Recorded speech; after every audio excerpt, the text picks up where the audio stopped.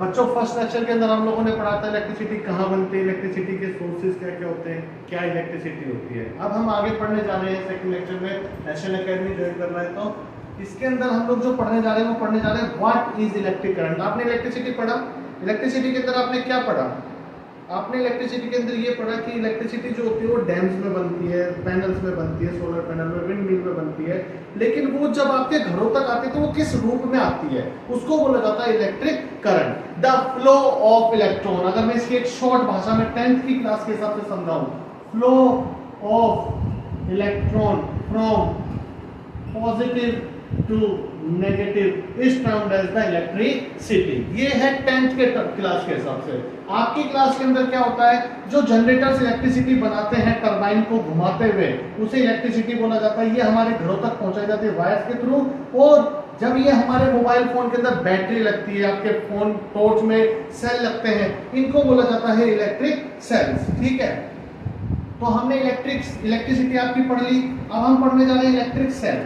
ठीक है, electric cell ये वो डिवाइस होता है जो केमिकल एनर्जी को किस में कन्वर्ट कर देता है, इलेक्ट्रिकल। देखिए हर चीज एक एनर्जी है, केमिकल एनर्जी, केमिकल एनर्जी का इस्तेमाल करके जब इलेक्ट्रिसिटी बनाई जाती है, वो जिस चीज में होते हैं, जो चीज उसमें इस्तेमाल होती है उसे बोला जाता है इलेक्ट्रिक सेल। इलेक्ट्रिक सेल के दो हिस्से होते हैं, एक साइड होता है पॉजिटिव, एक साइड होता है नेगेटिव। ऊपर जो कैप वाला हिस्सा होता है ये पॉजिटिव साइड कहलाता है, जो नीचे का हिस्सा होता है जहां पे आपने कभी खोल के देखा होगा तो एक अलग सी प्लेट आ जाती है, इसे बोला जाता है नेगेटिव टर्मिनल। डेफिनेशन में भी पढ़ोगे तो पॉजिटिव का मतलब होता है मेटल की कैप ऊपर की तरफ लगी है, नेगेटिव टर्मिनल मेटल डिस्क जो नीचे की तरफ लगी है। इन्हीं टर्मिनल की मदद से इलेक्ट्रिसिटी का फ्लो होता है। कई बार बच्चे कई क्वेश्चन पूछते हैं कि सर हमने तो सेल को पकड़ लिया, हमें तो करंट नहीं लगा। ऐसा नहीं है, ऐसे चलते फिरते करंट लगा तो कभी इलेक्ट्रिसिटी हाथ में आएगी नहीं भाई। ठीक है, वो करंट लगने के लिए आपको इलेक्ट्रिक सर्किट बनाना पड़ता है, आगे समझाऊंगा। ठीक है, यहाँ पर इलेक्ट्रिक सेल क्या होता है, ये इलेक्ट्रिसिटी को सप्लाई करता है इलेक्ट्रिकल एनर्जी के रूप में, बल्ब और अदर डिवाइसेस को काम करवाता है। पोर्टेबल सोर्स ऑफ एनर्जी होता है, पोर्टेबल फर्स्ट लेक्चर में बताई थी, एक जगह से दूसरी जगह जिस चीज को आप कैरी कर सकते हो that is called the portable source of energy. अब हम लोग थर्ड पॉइंट पढ़ने जा रहे हैं, इलेक्ट्रिक टॉर्च क्या होता है। देखो इलेक्ट्रिक करंट जो कि इलेक्ट्रिसिटी का रूप है, इलेक्ट्रिसिटी की डेफिनेशन है। उसके बाद आपने इलेक्ट्रिक सेल पढ़ा, डैम्स और टरबाइन, सोलर पैनल, ये बड़े लेवल पर होता है। लेकिन आपको अपने घर में अगर मान लो आपको अपने घर में टॉर्च जलाना है तो आप जाके पंजाब के भाखड़ा नांगल डैम पे जाके तो कहोगे नहीं दे दो बिजली, तो आपके घर के अंदर छोटे छोटे सेल दिए गए हैं जो केमिकल के रूप में होते हैं। अब हम लोग उसमें जो ये सेल जिस चीज में लगते हैं उसका एक एग्जाम्पल है टॉर्च। टॉर्च क्या होता है, इलेक्ट्रिक टॉर्च। इलेक्ट्रिक टॉर्च काम करता है जब इलेक्ट्रिसिटी स्टोर होती है सेल्स में। जब तक आपके पास घरों में सेल नहीं होंगे ना, तब तक इलेक्ट्रिक टॉर्च का आप इस्तेमाल नहीं कर सकते हो। सेल का इस्तेमाल करके आप केमिकल एनर्जी को किस में कन्वर्ट करते हो, इलेक्ट्रिकल एनर्जी के अंदर कन्वर्ट करते हो। ये कैसे काम करता है, जब स्विच को टर्न ऑन किया जाता है, थोड़ा नीचे जब इस चीज को टर्न ऑन किया जाता है, जब इसको दबा के ऑन किया जाता है तो ये कंप्लीट हो जाता है सर्किट। अब मैं थोड़ा सा इसका डिवाइस को सिस्टम समझाता हूं। देखो ये प्लस है, ये थोड़ा सा डायग्राम को गलत हो गया है, ये प्लस है तो ये ऑलवेज कनेक्टेड होता है नेगेटिव से, फिर ये नेगेटिव कनेक्ट होता है पॉजिटिव से, फिर पॉजिटिव किससे कनेक्ट होता है, नेगेटिव से। तो एक बार पॉजिटिव एक बार नेगेटिव, एक बार पॉजिटिव एक बार नेगेटिव, तभी ये काम करेगा। अगर दोनों पॉजिटिव एक साथ जोड़ दे तो भी काम नहीं करेगा, दोनों नेगेटिव एक साथ जोड़ दे तो भी ये काम नहीं करेगा। ये बात याद रखना, कभी भी सेल एक जैसे डायरेक्शन में नहीं जोड़े जाते, पॉजिटिव पॉजिटिव नहीं जोड़ा जाता और नेगेटिव नेगेटिव नहीं जोड़ा जाता। ठीक है, तो ऐसे काम करता है, इलेक्ट्रिक करंट फ्लो करता है बल्ब के थ्रू। आपने इसको कनेक्ट करा तो यहाँ पे आपको कुछ नजर नहीं आएगा कि इलेक्ट्रिसिटी बह रही है, बट ये नजर आएगा जब बल्ब जलने लग जाएगा तो समझ जाओ कि आपका सर्किट कंप्लीट हो चुका है और इलेक्ट्रिसिटी में आपको नजर आएगा in the form of the glow, light के रूप में ये नजर आएगा। बल्ब ग्लो होगा, लाइट प्रोड्यूस होगी। स्विच को जैसे ही ऑफ करोगे, ये स्विच को ऑफ करोगे, आप समझो ये ऑफ और ऑन क्या है, मैं इसको एक डायग्राम से समझाता हूँ। ठीक है, यहाँ पर मैं एक डायग्राम बनाता हूँ। ये एक सेल है, आपने इस सेल को कनेक्ट करा,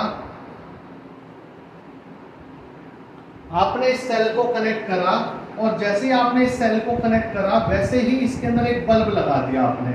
ये आपने बल्ब लगा दिया, ये चलना शुरू हुआ, ये पॉजिटिव है, ये नेगेटिव है, करंट ऐसे बहना शुरू हुआ। जैसे ही इसके पास पहुंचेगा करंट में आपको ग्लो नजर आएगा। पर अगर मान लो ये सर्किट आगे जाके कोइंसिडेंटली टूट जाता है तो ये बल्ब ग्लो नहीं करेगा। क्या मतलब है? इलेक्ट्रिक सर्किट जब तक कंप्लीट नहीं होगा आपकी इलेक्ट्रिसिटी का फ्लो नहीं होगा। यही चीज टॉर्च में काम करती है। स्विच ऑन है तो ये चीज ऐसे समझो, यहाँ पे एक स्विच लगा रखा है, इसका सिंबल ये होता है। मैं आपको आने वाले कुछ लेक्चर में दिखाऊंगा सिंबल क्या होते हैं। ये स्विच का सिंबल होता है, इसे हम लोग बोलते हैं स्विच।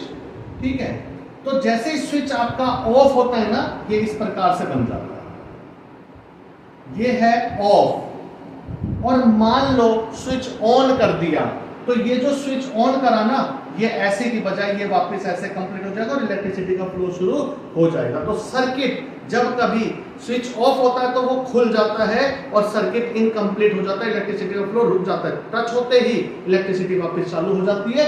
यही सिस्टम वर्क करता है इलेक्ट्रिक टॉर्च के अंदर। ठीक है, ये रहा नीचे डायग्राम, मैंने आपको वहां पे भी बनाया और ये आप डायग्राम के थ्रू यहां भी समझो।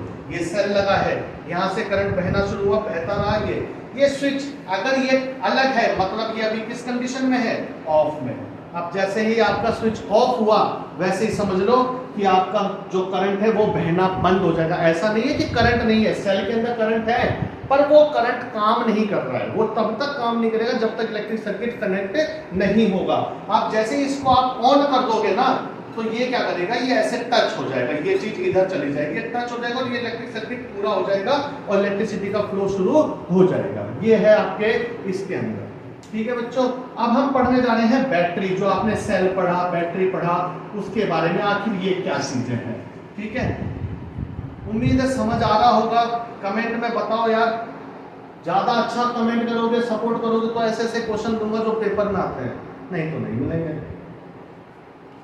Battery, a combination of two or more electric cell connected together is called a battery। जब दो या दो से ज्यादा चीजें एक दूसरे के साथ कनेक्ट हो जाती हैं तो वो बैटरी कहलाती है। सेल सिंगल होता है, बैटरी दो या दो से ज्यादा सेल्स को जब कनेक्ट कर देते तो वो बैटरी कहलाती है। जैसे ये दो सेल्स मिलकर एक बैटरी बन गया।